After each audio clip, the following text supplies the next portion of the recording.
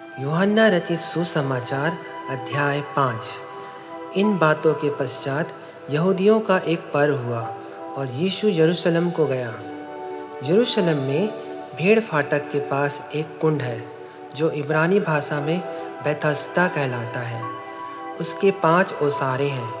इनमें बहुत से बीमार, अंधे, लंगड़े और सूखे अंग वाले पानी के हिलने की आशा में पड़े रहते थे, क्योंकि नियुक्त समय पर परमेश्वर के स्वर्गदूत कुंड में उतरकर पानी को हिलाया करते थे। पानी हिलते ही जो कोई पहले उतरता वह चंगा हो जाता था, चाहे उसकी कोई बीमारी क्यों न हो। वहाँ एक मनुष्य था जो 48 वर्ष से बीमारी में पड़ा था। यीशु ने उसे पड़ा हुआ देखकर और यह जानकर कि वह बहुत दिनों से इस दशा में पड़ा है, उससे पूछा, क्या तू चंगा होना चाहता है?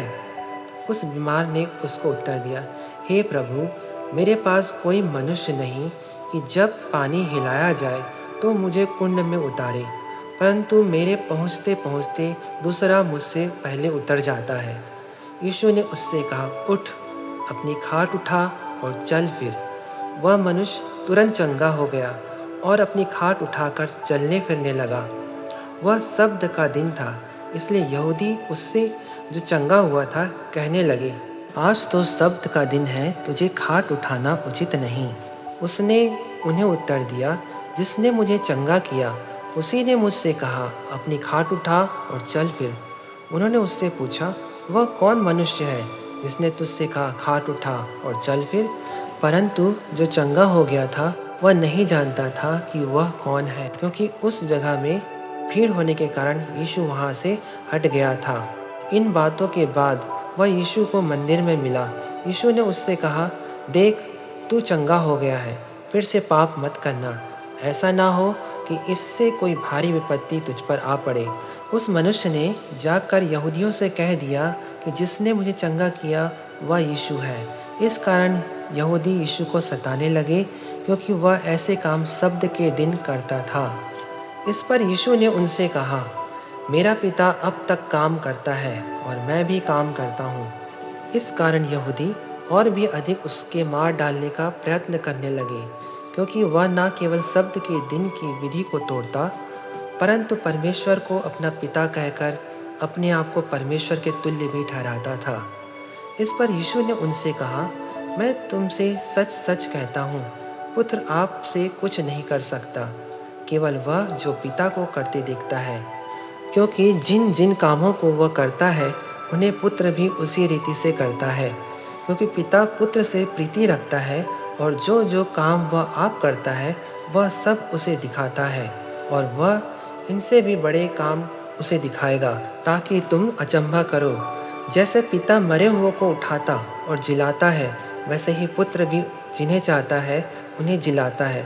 पिता किसी का न्याय नहीं करता, परंतु न्याय करने का सब काम पुत्र को सौंप दिया है, कि सब लोग जैसे पिता का आदर करते हैं वैसे ही पुत्र का भी आदर करे। जो पुत्र का आदर नहीं करता वह पिता का जिसने उसे भेजा है आदर नहीं करता। मैं तुमसे सच सच कहता हूँ, जो मेरा वचन सुनकर मेरे भेजने वाले पर विश्वास करता है, अनंत जीवन उसका है और उस पर दंड की आज्ञा नहीं होती, परंतु वह मृत्यु से पार होकर जीवन में प्रवेश कर चुका है। मैं तुमसे सच सच कहता हूँ, वह समय आता है और अब है, जिसमें मृतक परमेश्वर के पुत्र का शब्द सुनेंगे, और जो सुनेंगे वे जिएंगे, क्योंकि जिस रीति से पिता अपने आप में जीवन रखता है, उसी रीति से उसने पुत्र को भी यह अधिकार दिया है कि अपने आप में जीवन रखे। वरन उसे न्याय करने का भी अधिकार दिया है, इसलिए कि वह मनुष्य का पुत्र है। इसमें अचंभा मत करो, क्योंकि वह समय आता है और जितने कब्रों में हैं वे उसका शब्द सुनकर निकल आएंगे। जिन्होंने भलाई की है वे जीवन की पुनरुत्थान के लिए जी उठेंगे, और जिन्होंने बुराई की है वे दंड के पुनरुत्थान के लिए जी उठेंगे। मैं अपने आप से कुछ नहीं कर सकता, जैसा सुनता हूँ वैसा न्याय करता हूँ, और मेरा न्याय सच्चा है, क्योंकि मैं अपनी इच्छा नहीं परंतु अपने भेजने वाले की इच्छा चाहता हूँ। यदि मैं आप ही अपनी गवाही दूं तो मेरी गवाही सच्ची नहीं। एक और है जो मेरी गवाही देता है, और मैं जानता हूँ कि मेरी जो गवाही वह देता है वह सच्ची है। तुमने यूहन्ना से पूछवाया और उसने सच्चाई की गवाही दी है, परंतु मैं अपने विषय में मनुष्य की गवाही नहीं चाहता। तो भी मैं ये बातें इसलिए कहता हूँ कि तुम्हें उद्धार मिले। वह तो जलता और चमकता हुआ दीपक था और तुम्हें कुछ देर तक उसकी ज्योति में मगन होना अच्छा लगा, परंतु मेरे पास जो गवाही है वह यूहन्ना की गवाही से बड़ी है, क्योंकि जो काम पिता ने मुझे पूरा करने को सौंपा है, अर्थात यही काम जो मैं करता हूँ, वे मेरे गवाह हैं कि पिता ने मुझे भेजा है और पिता जिसने मुझे भेजा है उसी ने मेरी गवाही दी है।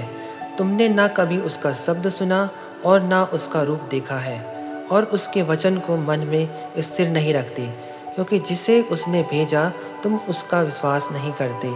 तुम पवित्र शास्त्र में ढूंढते हो क्योंकि समझते हो कि उसमें अनंत जीवन तुम्हें मिलता है, और यह वही है जो मेरी गवाही देता है। फिर भी तुम जीवन पाने के लिए मेरे पास आना नहीं चाहते।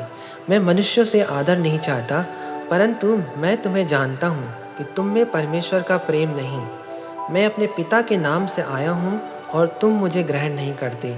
यदि अन्य कोई अपने ही नाम से आए तो उससे ग्रहण कर लोगे। तुम एक दूसरे से आदर चाहते हो और वह आदर जो एकमात्र परमेश्वर की ओर से है नहीं चाहते। किस प्रकार विश्वास कर सकते हो? यह न समझो कि मैं पिता के सामने तुम पर दोष लगाऊंगा। तुम पर दोष लगाने वाला तो मूसा है, जिस पर तुमने भरोसा रखा है, क्योंकि यदि तुम मूसा का विश्वास करते तो मेरा भी विश्वास करते, इसलिए कि उसने मेरे विषय में लिखा है।